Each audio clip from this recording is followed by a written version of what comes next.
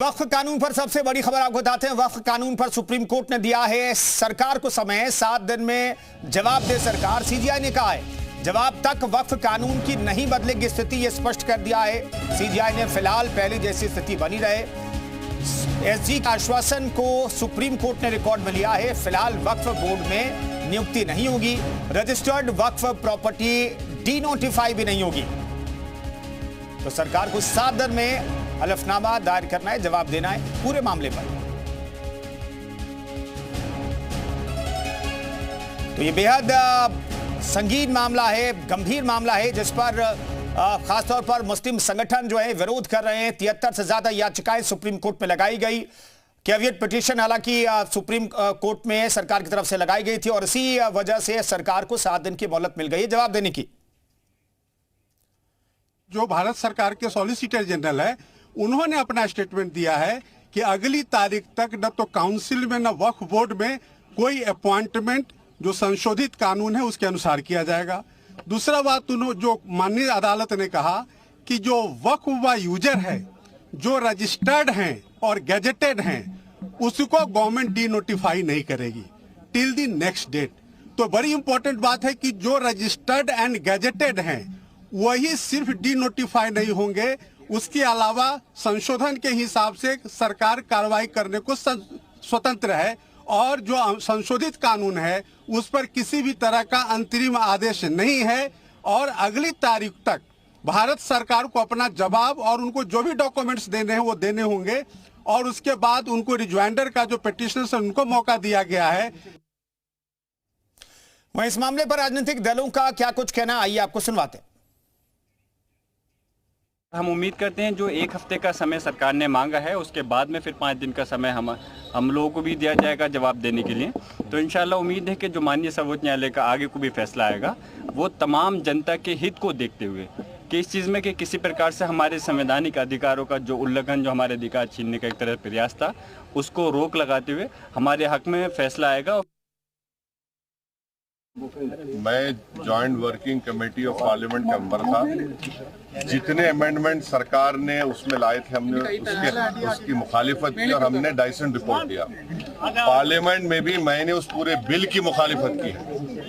तो ये कहना कि मैं दूसरे बिल के प्रोविजंस को मान लूंगा, ये सवाल पैदा नहीं होता। हम पूरे उस बिल को उस एक्ट को अनकॉन्स्टिट्यूशनल मानते हैं और ये आर्टिकल 25, आर्टिकल 26, 14 और 15 और 29 का ग्रेव वायलेशन है। ये हम पहले से ही बोल दिया है और आज फिर आपके सामने रिपीट कर रहा हूँ। माननीय उच्चतम न्यायालय ने जो आज अंतरिम रिलीफ दिया है उसके लिए माननीय उच्चतम न्यायालय का बहुत शुक्रिया। और वो सारे पॉइंट जो हमने पिटीशन में रखे थे, जो हमने पार्लियामेंट में उठाए थे, उसको ज़्यादातर को माननीय उच्चतम न्यायालय ने संज्ञान लिया, कंसीडर किया। और आज जो रिलीफ है वो ये दर्शाती है कि ये कानून कहीं ना कहीं संविधान के खिलाफ बना है। जो अमेंडमेंट्स हैं उसमें कई सारे पॉइंट ऐसे हैं जो पूरी तरह से संविधान को मटिया मेट करने वाले थे। माननीय उच्चतम न्यायालय ने संज्ञान लिया और मुझे पूरा विश्वास है कि ये संविधान की जीत है, ये किसी पक्ष की जीत नहीं है, संविधान की जीत है। The Waqf Amendment Act is not an exercise in efficiency as it pretends to be. It is an exercise in erasure. Behind the bland language of governance lies the bold ambition of control. हमें supreme court से यही उम्मीद थी कि फैसला हमारे हक में आएगा। जिस तरह से आज केंद्र सरकार के वकील ने कहा, कल जो जज साहब ने बात कही थी कि हम जो वक्फ बाय यूजर प्रॉपर्टी हैं इनके साथ कोई छेड़छाड़ नहीं करेंगे, रजिस्ट्रेशन में किसी किस्म का कोई छेड़छाड़ नहीं करेंगे और जो वक्फ बोर्ड जो बनाएंगे उसमें किसी मेंबर को ना ऐड करेंगे, ना ही कोई मेंबर हम बनाएंगे, ना ही कोई वक्फ बोर्ड जो है हम फॉर्म करेंगे।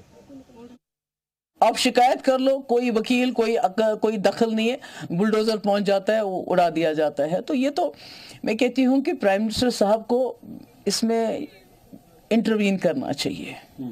मैंने पहले भी कहा, जो मुसलमान हैं उन्होंने इस मुल्क को जोड़े रखा है। जब किसी में गांठ डालते, मुसलमान गांठ है इस मुल्क की, अगर ये गांठ खुल गई तो मुसलमान तो ख़त्म हो ही जाएंगे मगर पूरा मुल्क तितर बितर हो जाएगा। तो ये जो वक्फ है ये कोई मामूली चीज़ नहीं है, ये रोज़ का झगड़ा है, रोज़ का इस वक्त जो कुछ भी हो रहा है, मैं कहता हूं कानून किसी भी कीमत पर अपने हाथ में नहीं लेना चाहिए। मैं तमाम लोगों से अपील करता हूं, कानून के दायरे में रहकर हमें एहतजाज कर रहा है। और वक्फ बिल जैसे आए हैं, इस किस्म के और भी बिल आएंगे, अभी मुसलमानों को और ज्यादा सताया जाएगा, लेकिन कानून हमें किसी भी वक्त अपने हाथ में नहीं लेना है, कानून के दायरे में रहकर काम करना है।